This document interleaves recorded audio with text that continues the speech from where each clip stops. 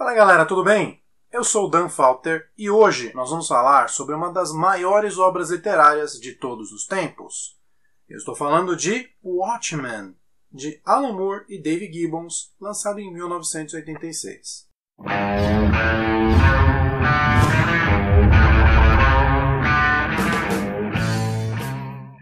Mas antes da gente falar de Watchmen, deixa eu dar um recadinho para vocês. Se inscrevam no canal, porque vocês podem concorrer a O Mistério de Boa Esperança, quando o canal atingir 150 inscritos, e a Um Poema de Guerra, quando o canal atingir 200 inscritos. E um recadinho especial para você também que já está inscrito, não se esqueçam de preencher o formulário, que eu vou deixar aqui na descrição do post. Eu preciso apenas do seu nome, do seu e-mail e do seu login do YouTube, para eu conferir se você está inscrito e para eu entrar em contato com você.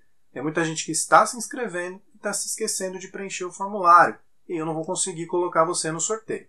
Beleza? Vamos para o Watchmen. Começando então, mais uma análise literária.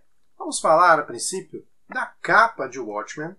Como vocês podem ver aqui, é uma capa que aparentemente não quer dizer nada. Uma capa amarela, com uma espécie de símbolo vermelho. E isso pode ser um pouco intrigante a princípio, principalmente por não ter nem o nome da obra, nem o nome dos autores. Mas, uma olhada mais cuidadosa, vou mostrar para vocês aqui o primeiro capítulo. Vocês podem ver a capa do capítulo 1, um pouquinho ampliada. Você consegue ver aqui que é um smile e que tem uma mancha de alguma coisa. Ela representa exatamente esse primeiro quadrinho aqui, onde a gente pode ver melhor esse smile. E isso vai acontecer não só com essa primeira capa, mas com as 12 capas da obra, já que ela não nasceu originalmente fechada dessa forma aqui. Ela nasceu em séries, foram 12 episódios e as 12 capas repetem esse sistema, o que além de ficar muito bonito, também é genial.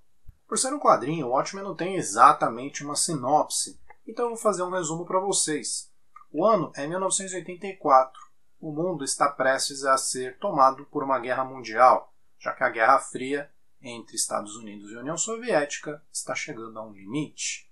E esse mundo está alterado devido à presença dos vigilantes, que são pessoas que resolveram combater o crime, e de um super-herói, que nós vamos falar mais adiante, que é o Dr. Manhattan.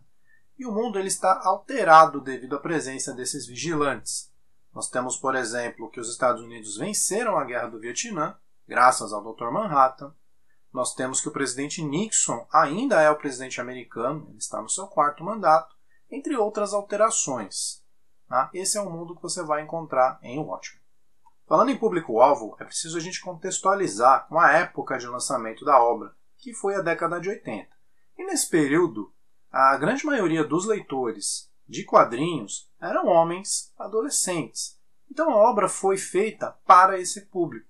Então a gente consegue perceber uma grande quantidade de heróis do sexo masculino, são poucas meninas, e também não há muita diversidade na obra, já que naquela época ainda não havia uma grande preocupação com isso. Ainda assim, essa é uma obra que está um pouquinho à frente do tempo nessa parte, já que a gente já tem a discussão de temas como o homossexualismo colocado na trama. Não está na trama principal, mas aparece em dados momentos. Também não há muita presença de outras etnias. A gente tem basicamente um personagem negro e ele é para lá de secundário, mas isso não diminui a obra, já que era o contexto da época. A trama principal de Watchmen é dada a partir da morte do comediante, como eu já disse lá no nosso resumo. Só que isso é apenas um motivo, é apenas a faísca que vai gerar toda a história. E a partir daí nós vamos ter o envolvimento de vários vigilantes, porque parece estar havendo uma conspiração contra eles, mesmo que eles estejam proibidos de atuar desde 1977.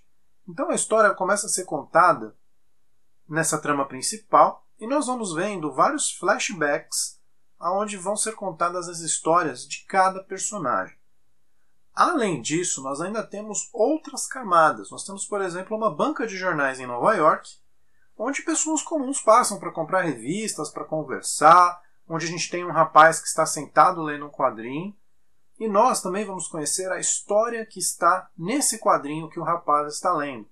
E através dele nós vamos descobrir várias coisas que se interligam com a trama principal. O Watchmen parece ter um fio condutor, mas na verdade são várias tramas que se interligam, que se conectam, e quando você vai terminando as histórias, você vai percebendo essas conexões, você vai ficando maravilhado. Falando sobre a narração, o Watchmen parece não ser muito atrevida no desenho dos quadros, até você começar a descobrir a riqueza de detalhes que nela existe. Eu vou citar, por exemplo, o capítulo 5, que se chama Perfeita Simetria. Tá? Eu vou mostrar para vocês aqui de pertinho a primeira página.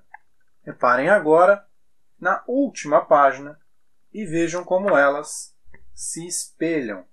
Tá? E se você folhear essa história inteirinha, você vai ver que ela está toda espelhada.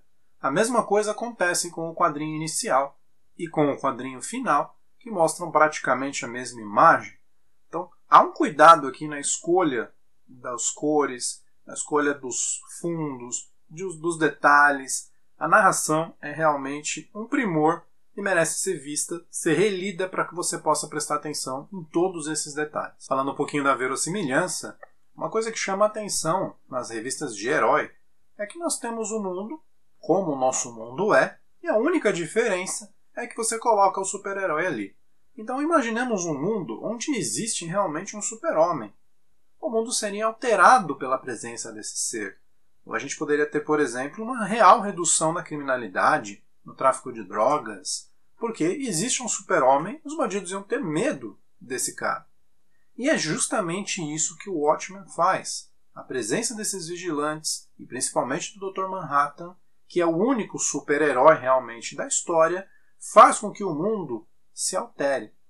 Então, existe aqui toda uma diferença tecnológica, cultural e realmente histórica feita com base na presença desses super-heróis. Então, a verossimilhança aqui ela não é nota 10, ela é nota 20. É uma coisa realmente absurda que o pessoal conseguiu fazer. E aqui cabe a gente falar novamente que Watchmen não é uma história de super-heróis. É uma história de vigilantes. Sim, porque nós temos, até essa época, o arquétipo do super-herói, que era uma pessoa dotada de grandes qualidades e de poucos defeitos. O super-herói era aquela pessoa que seguia as regras e queria o bem a qualquer custo. Watchmen é uma das primeiras obras, junto com outras, como por exemplo O Cavaleiro das Trevas, do Frank Miller, que mostra que os heróis são também pessoas tridimensionais. Pessoas com desejos, pessoas com falhas, pessoas que sofrem. E essa é a grande riqueza dos personagens de Watchmen. A gente vai vendo as ações deles, a gente vai entendendo o passado deles através dos flashbacks. Então os personagens são muito acima da média para o que era feito naquela época. Hoje em dia pode até parecer um pouco comum, já que a gente está acostumado com isso. Mas, há 30 anos atrás, foi uma grande novidade, principalmente nos quadrinhos. A linguagem de Watchmen pode ser considerada por muitos um pouquinho carregada, um pouquinho pesada. Eu prefiro usar o termo densa, já que não tem como a gente fazer uma linguagem simplória demais devido aos temas que são abordados na revista. Então, o Alan Moore ele realmente é um autor que coloca bastante texto nas suas obras, mas você acaba percebendo que nada daquele texto que está ali está sobrando.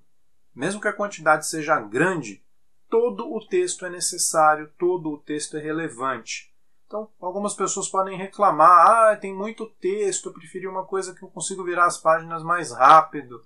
Então, leia quadrinhos mais simples primeiro, vá para o Watchmen depois, mas entenda que a linguagem aqui também é perfeita, ela precisa ser assim para poder transmitir a ideia que os autores desejavam. Assim como a linguagem, os diálogos de Watchmen podem parecer um pouquinho longos, um pouquinho difíceis, mas eles foram construídos para que a gente consiga, através deles, também entender a personalidade de cada uma daquelas personagens.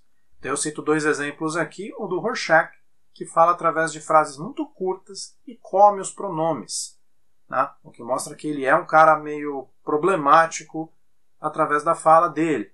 A mesma coisa você consegue notar no Dr. Manhattan, que fala através de frases que soam muito antinaturais. Não parecem as frases que eu ou vocês fariam, tá? Que é uma forma dos autores demonstrarem o quanto ele está se distanciando da humanidade, o quanto ele está se tornando outra coisa.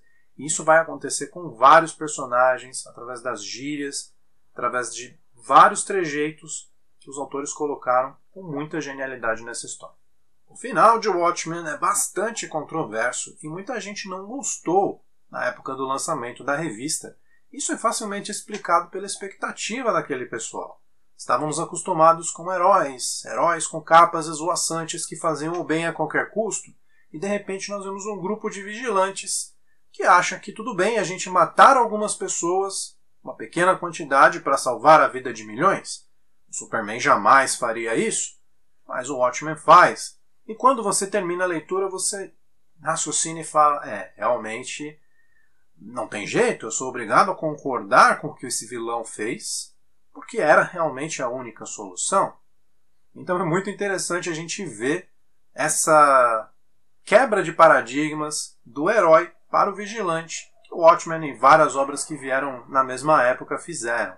Aproveito aqui para falar um pouquinho sobre o filme. Tá? Eu assisti novamente o filme recentemente e, infelizmente, o grande problema do filme é falta de tempo. O que foi colocado nas 2 horas de tela é realmente uma grande parte da história, mas é apenas o fio condutor principal. E tudo se passa muito depressa. Para quem leu a revista, para quem tinha lido recentemente como eu, é um grande fanservice, porque você consegue ver partes ali sendo refeitas, algumas partes parece que foi usado o storyboard da revista para filmar. Porém, uma pessoa que não tenha lido a revista vai perder muita coisa, não vai conseguir entender, não vai pegar a profundidade da obra, porque não deu tempo. Então eu não digo nem que foi uma obra mal feita, mas é uma obra que merecia uma série, por exemplo, ou talvez em 12 capítulos, onde a gente possa fazer as 12 revistas. Em cada capítulo ficaria bem melhor, 1 hora para cada um. A gente teria uma coisa muito mais profunda do que o filme acabou fazendo.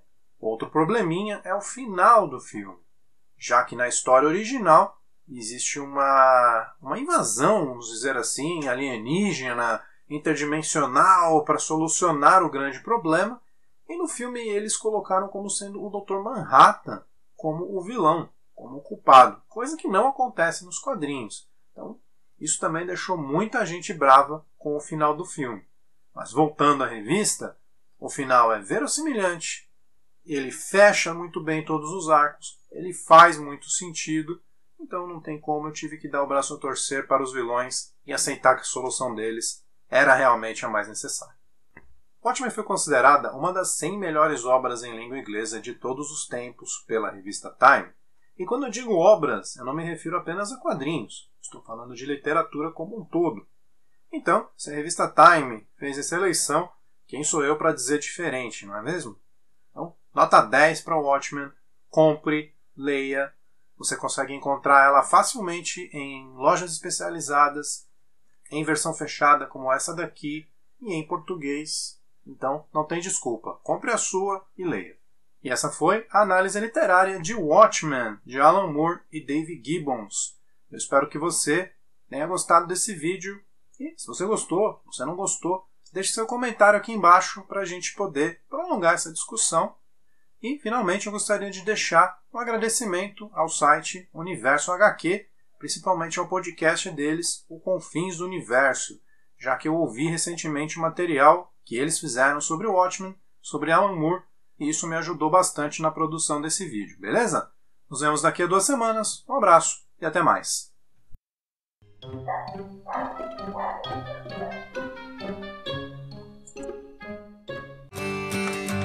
Come gather round, people, wherever you roam, and admit that the waters around you have grown, and accept it that soon